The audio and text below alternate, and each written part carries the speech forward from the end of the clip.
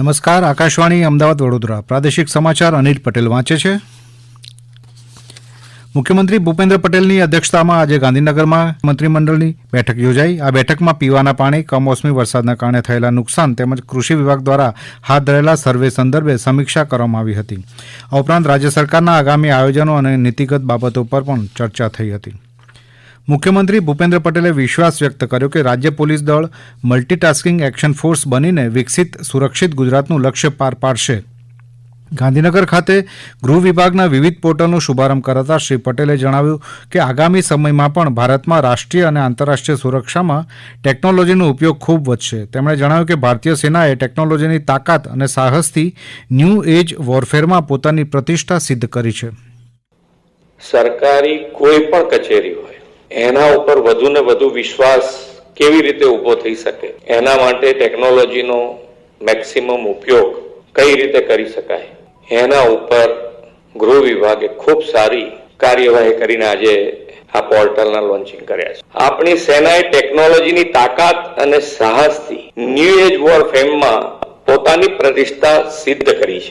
આવનારા સમયમાં પણ ભારતમાં રાષ્ટ્રીય અને આંતરરાષ્ટ્રીય સુરક્ષામાં ટેકનોલોજીનો ઉપયોગ ખૂબ વધવાનો છે. પંચમહાલ જિલ્લાના ગોધરા શહેરમાં ફેસબુક પર દેશ વિરોધી પોસ્ટ મૂકનાર બ્રિજેશ પંડ્યાની પોલીસ દ્વારા ધરપકડ કરવામાં આવી છે. આરોપીએ ભારતીય સૈનિકો માટે અપમાનજનક શબ્દો વાપરી પાકિસ્તાનની વિચારધારાને સમર્થન આપતી પોસ્ટ મૂકતા પોલીસે રાષ્ટ્રીય એકતા વિરુદ્ધના ગુના હેઠળ કાર્યવાહી કરી. મલેશિયામાં યોજાયેલી 16મી યોગાસન વિશ્વ ચેમ્પિયનશિપમાં મહેસાણા જિલ્લાની દીકરીએ સુવર્ણચંદ્રક જીત્યો છે. અમારા પ્રતિનિધિ જયંતિ ચૌધરી જણાવે છે કે કડીના કાંજ ગામના એન્જલ પટેલે 9 થી 11 વર્ષની વયજૂથ વિભાગમાં પ્રથમ ક્રમ મેળવીને આ સિદ્ધિ હાંસલ કરી હતી. આ સ્પર્ધામાં 24 દેશના 200 જેટલા સ્પર્ધકોએ ભાગ લીધો હતો. યુવા બાબતો અને રમતગમત મંત્રાલય દેશભરના યુવાનોને માય ભારત નાગરિક સંરક્ષણ સ્વયંસેવકો તરીકે નોંધણી કરાવવા માટે પ્રોત્સાહિત કરી રહ્યું છે. આ માટે માય ભારત પોર્ટલ myBharat.gov.in પર નોંધણી કરાવી શકાશે.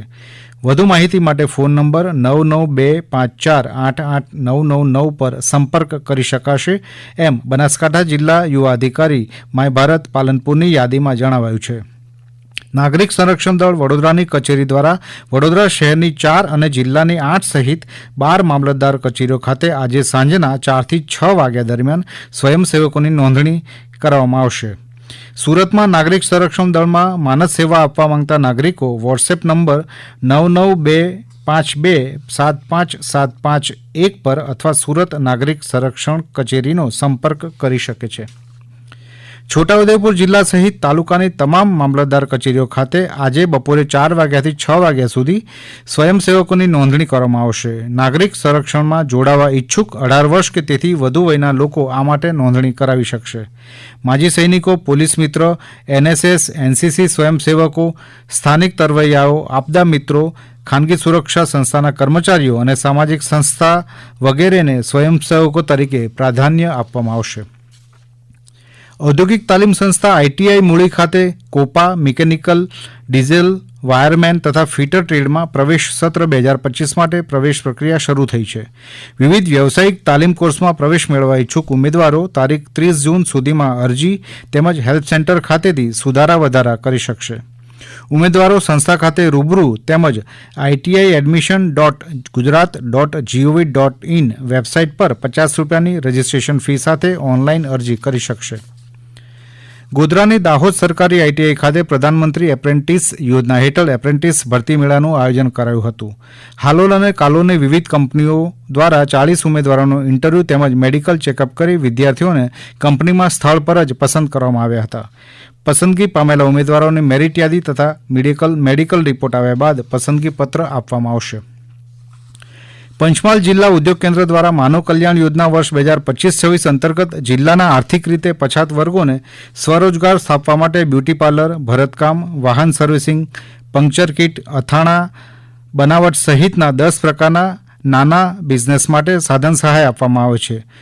જે અરજદારની ઉંમર 18 થી 60 વર્ષની હોય અને કુટુંબની વાર્ષિક આવક ₹6 લાખ સુધીની હોય તેવા લોકો કુટીર પોર્ટલ kutir.gujarat.gov.in પર ઓનલાઈન અરજી કરી શકશે. ધરતી આબા જનજાતીય ગ્રામ ઉત્કર્ષ અભિયાન અંતર્ગત છોટાઉદેપુર જિલ્લાની જિલ્લા સ્તરીય સમિતિની સમીક્ષા બેઠક જિલ્લા કલેક્ટર ગાર્ગી જૈનના અધ્યક્ષસ્થાને યોજાઈ. જિલ્લા કલેક્ટરે ધરતી આબા યોજના હેઠળ આવતા 5 વર્ષમાં કરવાના થતા સ્થાનિક વિકાસના કામોનું આયોજન અને દરખાસ્ત સત્વરે તૈયાર કરી મોકલી આપવા અમલીકરણ અધિકારીઓને જણાવ્યું હતું. આ સમાચાર આપ આકાશવાણીના અમદાવાદ વડોદરા કેન્દ્ર પરથી સાંભળી રહ્યા હતા. આ સમાચાર આપ અમારી YouTube channel AIR news Gujarat પર પણ સાંભળી શકશો. વધુ સમાચાર માટે અમારી વેબસાઇટ newsonair.gov.in/gujarati અને અમારા એક્સ હેન્ડલ AIR_news_ABAD ને ફોલો કરશો. આકાશવાણીના અમદાવાદ વડોદરા કેન્દ્ર પરથી પ્રાદેશિક સમાચાર પૂરા થયા. હવે પછી આપ સાંજે 7:10 પ્રાદેશિક સમાચાર સાંભળી શકશો.